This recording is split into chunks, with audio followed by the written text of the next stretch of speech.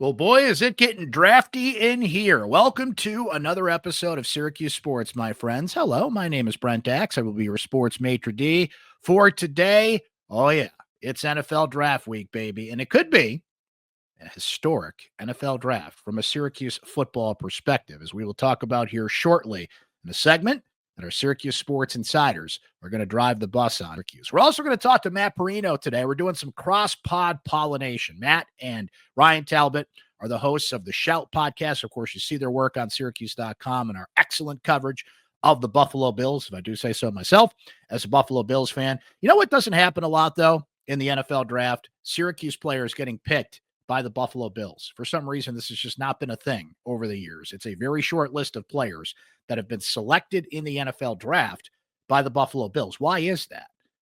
Well, the world may never know. But we are going to do a little cross-pod pollination between this show and Shout, the Buffalo Bills podcast, to see if any of the current Syracuse players that have their names in the NFL draft fit, make sense for, and eventually will be drafted by the Buffalo Bills. Matt and Ryan have a special live broadcast going on draft night at the Turning Stone Casino, by the way, depending on when you're listening to this podcast. So he'll tell us all about that coming up. But I wanted to turn to our Syracuse Sports Insiders first. And being a Syracuse Sports Insider means you get direct text message access to me anytime.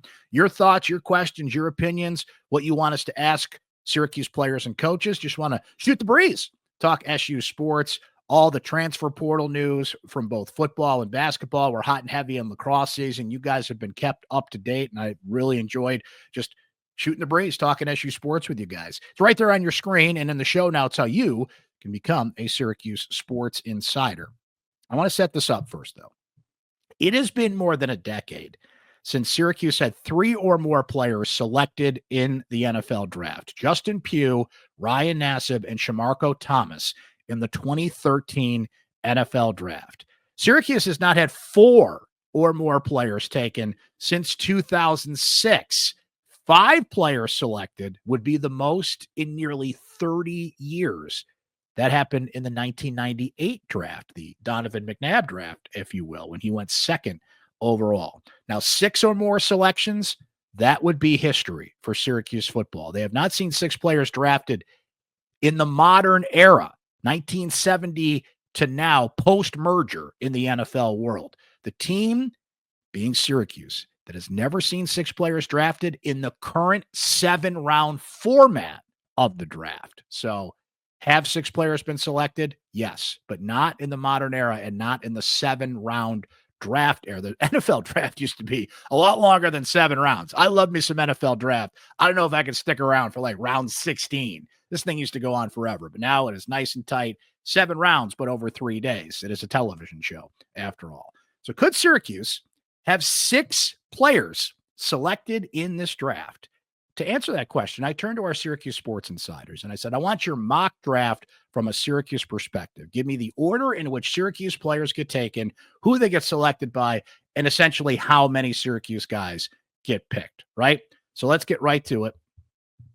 And Jimmy B, not that Jim B, is going to lead us off here. He starts with Kyle McCord being selected by the New Orleans Saints in the 3rd round, 93rd overall. I've heard so many projections from McCord. He could go in the 2nd round, the 3rd round, the 4th round. Day 2 guy, day 3 guy. He is going to be selected. The Saints make a lot of sense for a number of reasons, right? We've heard some question marks. They've got some injuries at quarterback with Derek Carr. The Saints have the 9th overall pick. Are they going to take Jackson Dart there? Are they going to take Shedeur Sanders there? Are they going to trade back? But they need a quarterback or 2, maybe. So if they don't take one earlier, Jimmy B says they're going to take him in the 3rd round. Next, he has Oronde Gadsden going in the 5th round, pick 165. That is the Philadelphia Eagles. Fadil Diggs to the New York Jets, 4th round, pick 134. We had Jordan Reed on the pod. If you missed that, I would encourage you to go back in the archive. And, of course, if you're a subscriber on Spotify, Apple, and YouTube to Syracuse Sports, you know where to find that.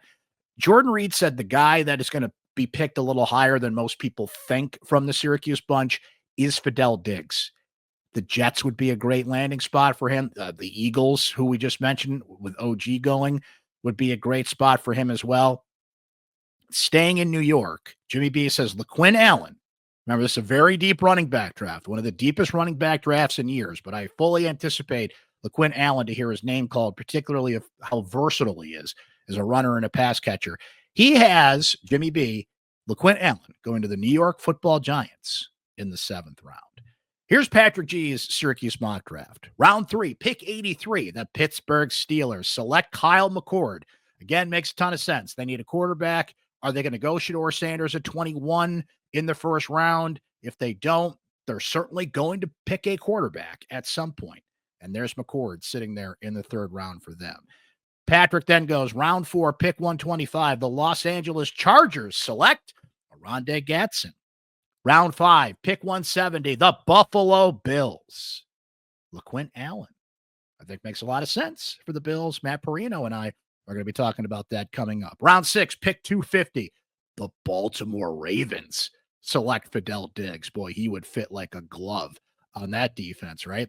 So here's Chris H's mock draft. Round 3, pick 73. The New York Jets select Kyle McCord.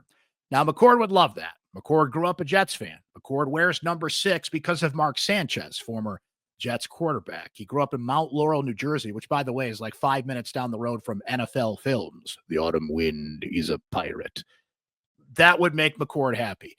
At Syracuse football's pro day, the Jets were very interested in Kyle McCord. So the 30 other teams that were there, right? But the Jets seem to have it in on McCord. And it would make a ton of sense for them to select him, especially once you get into day 2 or day 3. I could see that happening. Chris H says it's going to happen. Round 4, pick 121. Tampa Bay Buccaneers add Fadil Diggs to that defense. Round 7, pick 217, the Dallas Cowboys select LeQuint Allen. LeQuint Allen in Dallas. Interesting indeed. He adds this, round 7, pick 223. The Seattle Seahawks take OG. So he's a lot of people have OG going 3rd, 4th round. Chris says, no, I'm going to slide him down to the 7th round in Seattle. Our old friend Nico Tamurian would love that. And in round 7, pick 247, another Syracuse player ends up on the Dallas Cowboys. And it's Justin Barron. Haven't heard his name in our mock drafts quite yet. Brian goes with this for his mock draft. Kyle McCord, 4th round to the New York Jets. Oronde Gadsden, 5th round to the New England Patriots. What an addition he would be there. Diggs going in the 5th round to the Houston Texans, and LeQuint Allen in the 4th round to the Denver Broncos. I love that pick, Brian. Now, I think the Broncos could go running back in the 1st round, maybe Omari and Hampton from North Carolina, but he fits the Denver Broncos like a glove. McCord fits with the Saints, with the Jets, the Giants. I'm very interested what the Giants are going to do. Do they take Abdul Carter at 3, trade back in the 1st round, and take Jackson Dart, or do they sit on the quarterback? They need a quarterback, and they need it early. I don't know if McCord is going to be their first quarterback selected. There's not a lot of teams that take 2 quarterbacks in the draft, but the Giants worked out McCord. They like McCord, and just like the Jets scenario, he would be close to home there. But I see the Giants taking a quarterback a little earlier than that. Particularly, they seem to be enamored with Jackson Dart, but then again, that just could be smoke. You know, it is silly season, as they say in the NFL, and these rumors that get out there. So we shall see about that. But I think one way or the other, this could be a historic draft. Now, 6 guys selected. Are you going to see all these players picked? I didn't hear Jackson Meeks' name in there from you guys. I don't think Marlowe Wax or Justin Barron are going to be selected. Kyle McCord will get drafted. LeQuint Allen will get drafted. OG will get drafted. Fadil Diggs will get drafted. I think we're in the 4 or 5 range potentially. OG, of course, included as well. I don't see 6 guys getting picked, but one way or the other, I feel it's certainly going to be the most active draft for Syracuse football since 2006 when 4 guys were selected. I think probably they'll either meet that or maybe sneak 5 in there. But one way or the other, if a Justin Barron, say, or a Marlowe Wax, or even a Meeks doesn't get picked, they're all going to be in NFL camps this summer. Those guys will be snagged up quickly by free agent deals in the NFL, which sometimes can work to your benefit. You can select where you go, fitting a team as opposed to someone taking a flyer on you in the draft and maybe not having that value. So one way or the other, you guys enjoy the NFL draft. And what is going to really benefit Syracuse, no matter how many players are selected, is the fact that Syracuse is going to be on that screen for 3 days. The bottom line ticker, Mel Kiper Jr. is best available at several positions. Oronde Gadsden is one of the better.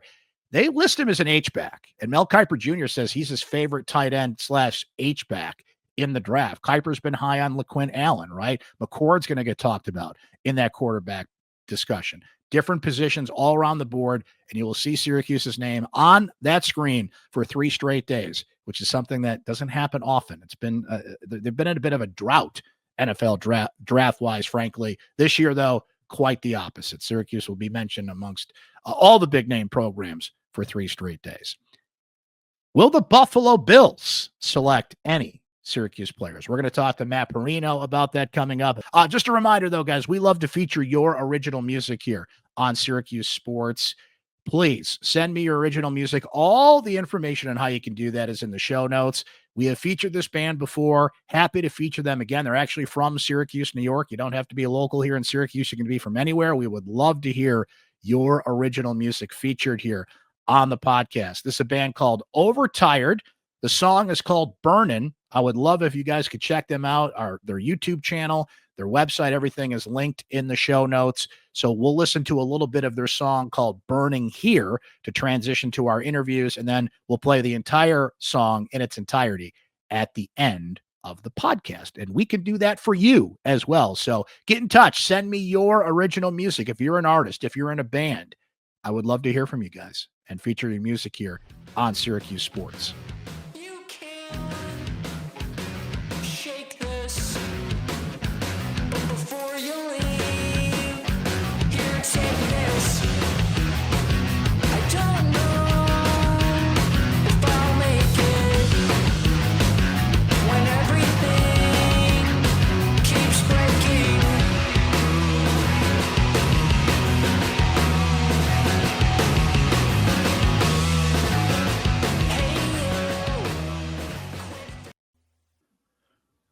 All right, I have to say this slowly so it comes out right. We have some cross-pod pollination going on here between the Syracuse Sports Pod and the award-winning and fantastic Shout podcast with this gentleman right here, Matt Parrino, Ryan Talbot as well. You guys should subscribe to that. You should listen to that. You should do the thing. You should read on syracuse.com. But every Bills fan that's watching or listening to this pod already knows that. But in case you don't, get on that. Matthew Parrino, welcome. How are you, sir?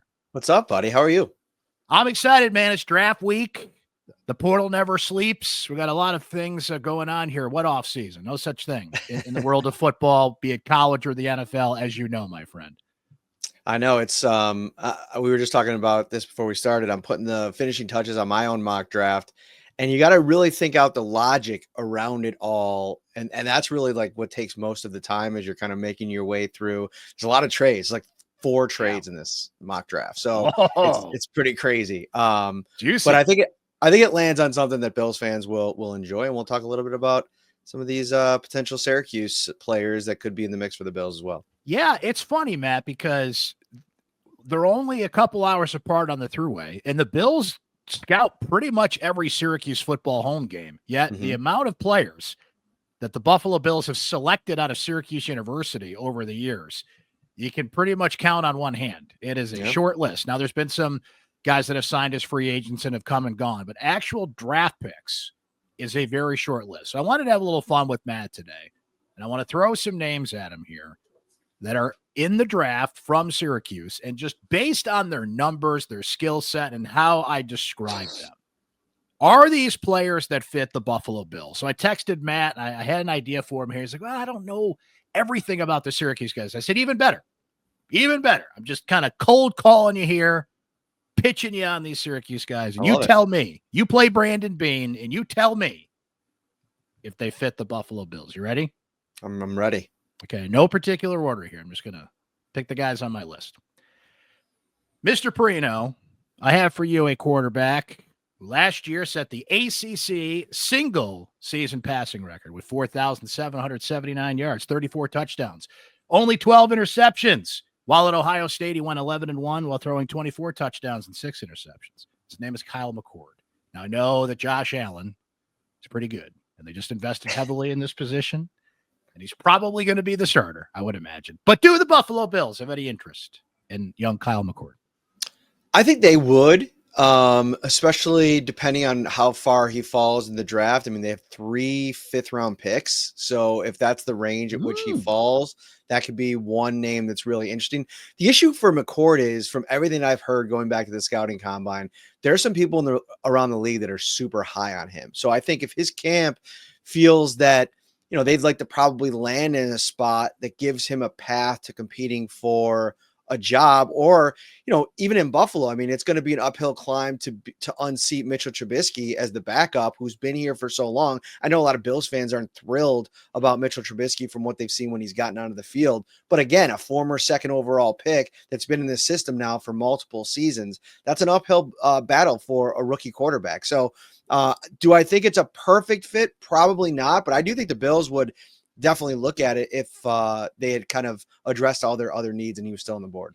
I think the more likely thing in that scenario would be the Bills versus the Jets, and Kyle McCord is a young quarterback who grew up just minutes from NFL films in Mount Laurel, New Jersey, and wears number 6 because of Mark Sanchez, by the way. That's the wild, Jets, by the way. That's wild. Yeah, that's your pick, but that's your guy, right? That would eliminate him from my board immediately. If I was in conversations with him and he said he had a number because of Mark Sanchez, I'm like, you're out. You're done. I love it. The Jets were particularly interested in Mr. McCord, even though every team was in attendance at Syracuse's pro day. I would watch them very closely as a team that could select him. Okay, so that's a maybe. That surprises me. I thought that'd be an immediate dismissal. Mr. Parrino, I have for you a running back. This running back, back-to-back 1,000-yard seasons. He's also one of the best pass-catching running backs out there available. He had 1,000 yards rushing, 500 yards receiving. The only other running back to do that was Mr. Cam Scatabo out of Arizona State. This running back was at the Senior Bowl. He's just over 6 feet, 200 pounds. I personally witnessed him run over a dude to win a game in Las Vegas. The Syracuse beat UNLV in overtime. His name is LeQuint Allen. Jordan Reed, friend of the pod, ESPN draft guru, has the Bills selecting young LeQuint Allen in the 4th round of the upcoming draft. Do you see a fit there? Definitely see a fit there. I think the Bills are definitely going to want to add a running back at some point in this draft. I say definitely. I don't think that the James Cook situation is as dire as I think a lot of fans feel. He's been very vocal about wanting a new contract. He's entering the last year of his deal, but I don't know if he's got necessarily the ability to hold out. I think he wants to get a big deal next offseason. So I think that they're probably going to play this thing out, and there's other needs that I think rise above running back. They took Ray Davis out of Kentucky last year. They re-signed Ty Johnson. So if he's there and the value is there at the time they're picking, and I mentioned the 5th rounders, they also got 3 4th rounders. So if you're talking about a guy that you really like and all the things that you just mentioned, the ability to catch the ball out of the backfield, the size profile, the physicality, all those things are something that I think that this offensive staff looks for.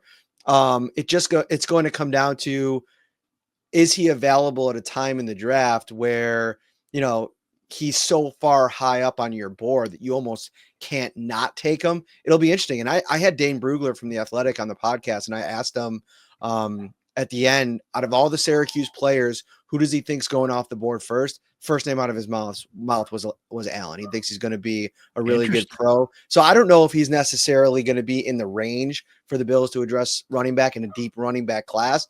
But if he's there in the 4th, 5th round, I think the Bills will be excited about adding him. It's interesting, Matt, as you know, having covered this for a while, every draft tells a different story. And for so long, the running back was the pariah. Don't take a running back. You don't need a running back. Don't even look at him till the 4th round, right? But this is one of the deepest running back drafts I have seen. And I don't even know what the comparison is, right? Because as I noted, it just feels like that position's just been poo-pooed so much as of late. But this is a deep running back draft thing. A lot more teams are going to be taking chances on players. You look at Genty, who's likely going in the top 10, right on down. Running backs are cool again in this draft, it seems. Yeah, running backs. I mean, it's crazy. You get down, I'm doing, like I mentioned, doing these mock drafts, and you get down to the 5th, 6th round, and you're still looking at 4 or 5 names that you're like, they're all still there, man. I Right. still don't have to address the running back position. So that shows you how deep it is. And there's some guys even with undraftable grades for some of these experts that you could find some gurus, to your point, that are still high on those players. So I could see some teams completely punting on running back in the draft and looking to add a guy or two on the undrafted free agent market afterwards. All right, Mr. Parrino, as we continue our Syracuse football auction here, I have for you a tight end who is listed by most draft gurus as an H-back. He is 6'5", 236 pounds, 73 catches, 934 yards, 7 touchdowns a year ago for Syracuse. Now, the year prior to that, he did suffer a Lisfranc injury that kept him out of action.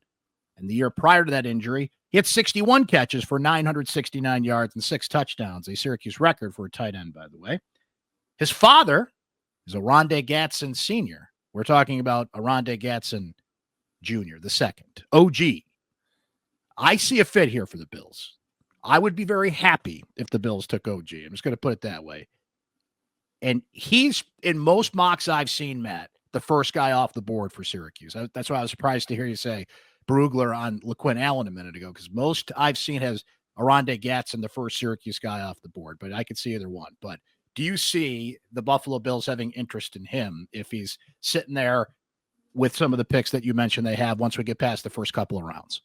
Yeah, I think it's all going to come down to inside the building, how they grade him as a blocker, because I think that any tight end that's in the mix for them at this point is going to have to be, top of the class at that point in the draft to even consider bringing him in. So to your point, if Gadsden's somebody that can really show that he can anchor and help in that blocking system. I mean, Quentin Morris, who was here for many years, UDFA out of Toledo a couple years ago, I don't know if he was this like elite level blocker when he came out, but he was he was good at everything. So I think that they were able to kind of develop him in that area. But in terms of pass catching chops, he's not going to see the field in Buffalo with Dawson Knox and Dalton Kincaid ahead of him. They have this kid, Zach Davidson, that they're really high on as well in terms of a pass catcher. So I think that whoever they end up landing on at tight end on day 3 is going to have to be almost I don't want to say glorified fullback, but be able to kind of play in the backfield as a blocker as well. You mentioned some listing him as an H-back. I think that's very interesting. So yeah, I mean, if he fits those, he checks those boxes, he's definitely going to be somebody the Bills probably consider on day 3. They definitely worked a lot on his blocking last year. Certainly he's a pass catching threat. That's the biggest thing that he does. He's great in the red zone. He's a big target. You can loft it up there. I can just envision Josh Allen doing that. But you brought it up. There was a lot of heat on Dalton Kincaid at the end of last season. And when you pick a tight end that high, certainly there's going to be a lot of heat on that position if he's not matching the production people think. And there's been up and down conversations, better than anybody, Matt, about Dawson Knox. So I think if you're snagging a tight end / H-back on day 3, and he can rise up the ranks and surprise people in camp and get some buzz building, as opposed to from the minute he's picked, the expectations are there. Maybe that's the better approach. Yeah, and this is a huge year for Dalton Kincaid. I mean, Brandon Beane's putting all of his eggs in that basket. I mean, when he's been asked about it this offseason, he's been very defensive of Kincaid. Obviously, he picked him. He traded up to pick him in the first round, but also thinks that if he's healthy, if he's able to add size, we won't really get a full picture of that until training camp. But yeah, I mean, if it's not a good season for Dalton Kincaid this year, now you're talking about an exit strategy there. And the best way to build an exit strategy is to find a prospect at this stage that you can kind of get in the pipeline and start developing. And yeah, from every box that you say he checks, that could be an interesting fit. All right, Mr. Parrino, we're going to jump on the defensive side of the ball now. I have for you an edge who can also play linebacker. He's 6'5", 260 pounds. He was at the Shrine Bowl. He was at the NFL Combine, where, as a matter of fact, he ran a 4.5 40. As much as that matters. 7.5 sacks a year ago. He has 19 career sacks. He was a transfer to Syracuse from Texas A&M.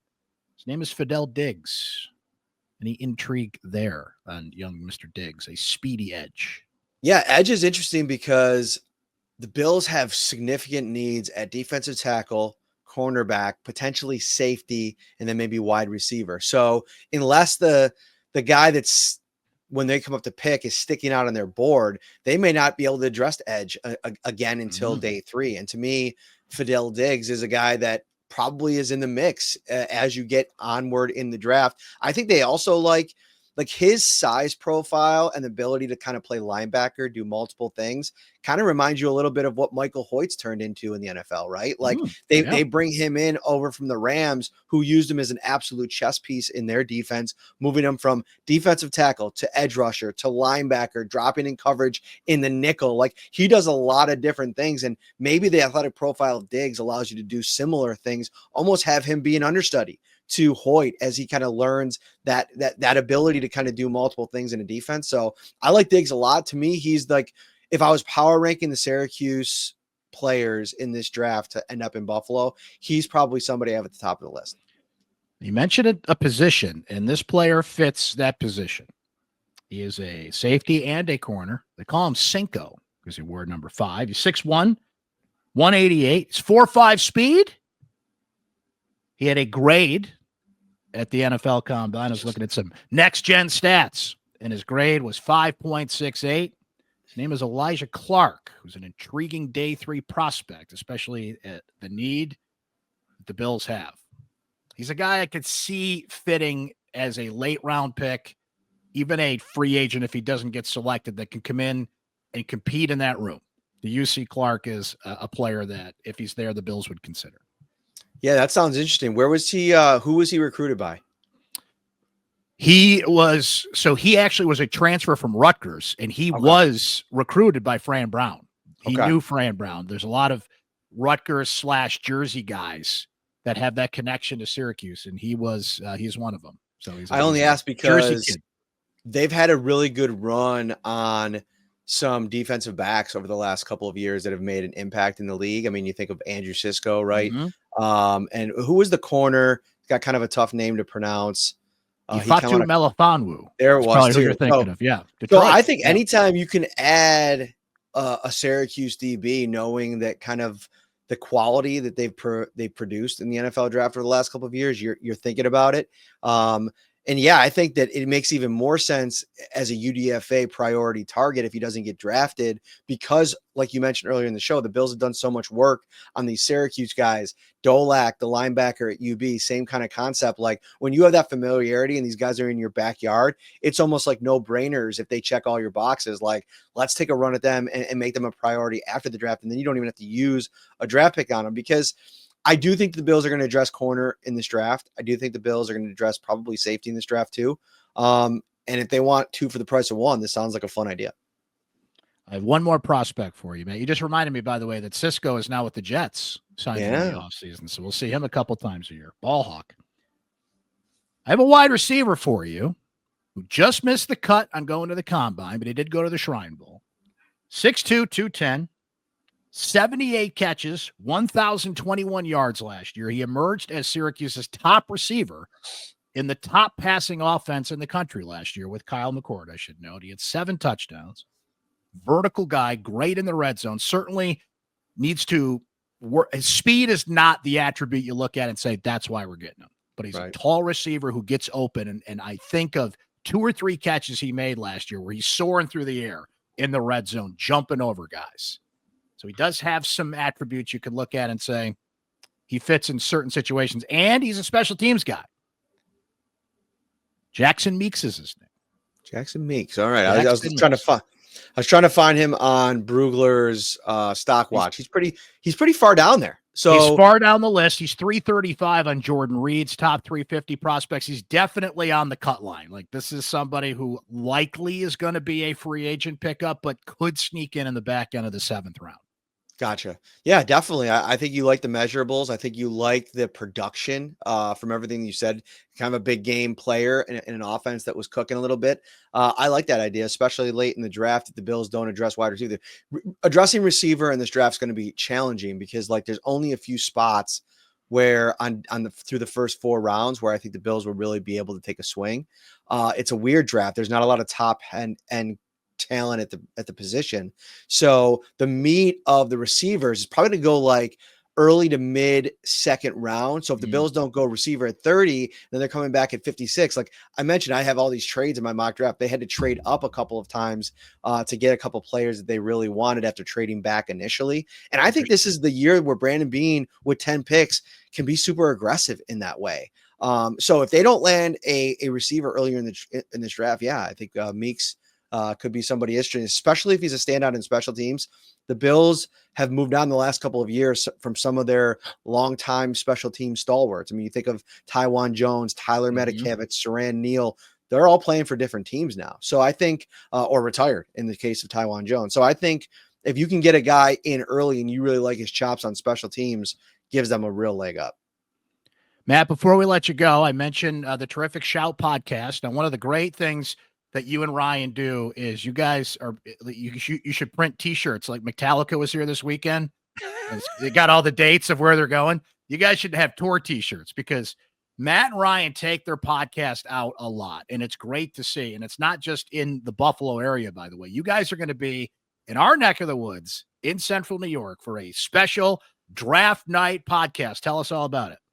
Well, when we first pitched this idea, it's a little bit different, right? Beat reporters are in the war room at the stadium on draft night. So this is going to be a departure, but the Bills pick late in the round like they did last year. And last year they traded out of the round, and I have them doing that in the mock draft again. So for that purpose, we decided, hey, why not hang out with all of our fans that are in the central New York area that maybe want to make a weekend out of it, head up to Turning Stone. The New York Rec and Social Club in there is absolutely awesome. They set up a cool stage for us. We're going to be doing a live draft. And we're even going to try to pipe in a watch party.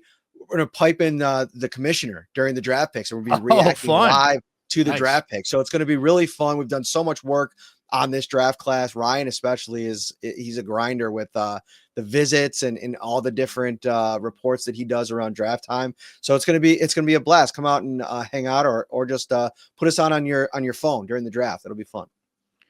Matt, thank you so much. I heard you say, by the way, Bills trading out of the first round again. For the love of God, do not make another trade with Kansas City. That's all I'm asking you. Bean, if Kansas City calls, hang up the damn phone. That's all I'm saying. Let me ask you this. If Veach called you and you were Brandon Beane today and said, I'll give you Xavier Worthy for Keon Coleman, you do it? Right now, today? No. You don't? I don't. Wow. I still like Keon Coleman. Right. And that's the thing. I think it wasn't who they picked. I just don't like making trades with Kansas City at all. That's my thing. I gotcha. I'm loyal. No, it was a hard pill for a lot of people to swallow, especially when he was catching a touchdown pass. Title game. I playoffs. Yeah. Brandon, please do not give me Agita again. Matt, thank you so much. You guys do an amazing job, and people should check out not only the live pod at Turning Stone, but the Shout podcast. Subscribe, follow, and of course, follow Matt and Ryan's work on syracuse.com as well. Thank you, my friend. Thank you. Have a good one. Thanks to Matt Parrino from the Shout podcast. You Buffalo Bills fans should be listening to that pod. You probably already are, but for those of you out there not familiar, please subscribe, listen. Matt and Ryan do an amazing job covering the Bills for us at syracuse.com. That pod is a must listen, especially for a Bills fan like me. That was fun to hang with Matt. And if you're listening to this before draft night begins Thursday, they're having a live event at the Turning Stone in Verona, New York. So if you're in central New York and nearby, want to hang and watch the draft with Matt and Ryan, we'd love for you guys to check that out. We'd love to check out more of your original music, all the info in the show notes on how you can have your music featured here on Syracuse Sports. We'll listen to Burnin' in its entirety from our friends at Overtired here in just a moment. But a big thank you to our Syracuse Sports Insiders. You guys are incredible, and your questions, your comments, your thoughts, your opinions, subjects, and interviews we should do on the pod, just sending me a text, shooting the breeze. Hey, Brent, what's going on with the quarterback situation at Syracuse? What's going on in the portal? What's going on in hoops, right? Is that lacrosse team going to make the NCAA tournament? Boy, we'll see about that, right? Big game for Syracuse against North Carolina at the Dome on Saturday. That's what the Syracuse Sports Insider text line is for. When we have breaking news, you get it first. When we have things we just want your opinion on, like what we did on the pod today with the mock drafts, you guys have been amazing and a part of that. And we just have this growing community of Syracuse sports fans, and it gives you direct text message access to me. It's only $3.99 a month. You can try it free for 2 weeks, by the way. Very easy to do. See what it's all about. The texts that come in, the text that you can send me, the questions I can answer with you, or just talking SU sports anytime. That's the beauty of being a member of our Syracuse Sports Insider text community. We would love for you to join today. The info is right there on your screen. Join subtext.com/Syracuse Sports. Give it a try for a couple of weeks, just $3.99 a month after that. Please subscribe to Syracuse Sports, where you prefer to get your podcast, be that Spotify, Apple, YouTube, or wherever. We would appreciate that. Leave us a review as well if you want. That does help us stand out in the podcast world here. But that's going to do it for another episode of Syracuse Sports. We will certainly catch you next time, guys. Live pods and reactions to portal news and anything that warrants hitting that live button, getting out there and talking SU sports. But make sure you subscribe so you always have the latest and greatest episodes of Syracuse Sports wherever you listen to your pods, whenever you want. Ain't this country great, baby? Let's take a listen to Burnin' from our friends at Overtired to take us out here on the pod.